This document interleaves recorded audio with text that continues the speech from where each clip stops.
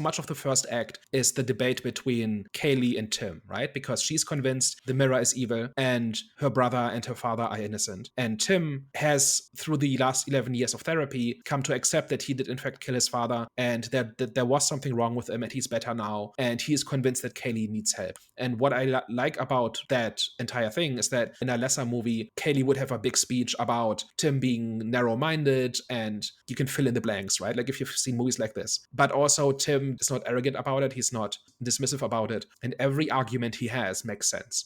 And that's true for both of them. Both of them make points that are totally justifiable from where they're standing and based on their perception of things and based on what they believe about the mirror. Because if Kaylee is correct, then Tim not recognizing it's evil is dangerous because that means it will go on killing. And if Tim is correct, then Kaylee is going down the rabbit hole that will probably destroy her. And if only she admitted that she needed some help, she would get it. Within their perspectives, both of these completely make sense. And what's more, Tim is then convinced by the evidence, right? When he sees the mirror starting to do things. He only changes his mind when he has a good reason to. At no point does anybody act like an idiot. At no point do people throw around cliches or platitudes or whatever. There's still people who are very emotional about this, but they are processing the information they get in a reasonable and understandable way. And I think the story is better off for it because we kind of see both of their journeys as they have this debate and try to convince the other because they believe they are right. But they're basically antagonists to each other in the first act, right? I don't recall a debate in a supernatural type of setting from any other film. You could see how why someone would kind of like, that would be the first thing someone thinks of when you see obviously what was going on between a brother and sister in this film.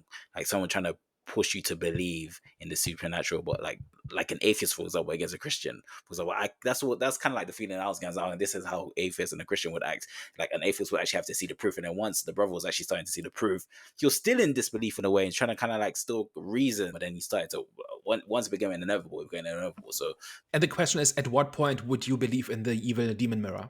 Right? And at what point is that more plausible than your sister just has like some trauma that broke her 11 years ago and she's trying to rationalize it, right? And the other thing is like it's not really about religion in this, right? But it's like believer versus non-believer. And almost no shows or movies do this well, and it's because we know what movie we're watching. The entire time we know that Tim is wrong. The entire time we know that this is a horror movie and a lot has to happen before it's not the evil demon mirror. It's like this classical problem of the non-believer has to be wrong in a horror movie or in a movie in which magic is real, right? And I think pulling off that conversion, essentially, I think is both important and really difficult. And I can't actually think of a movie that does it better than this one.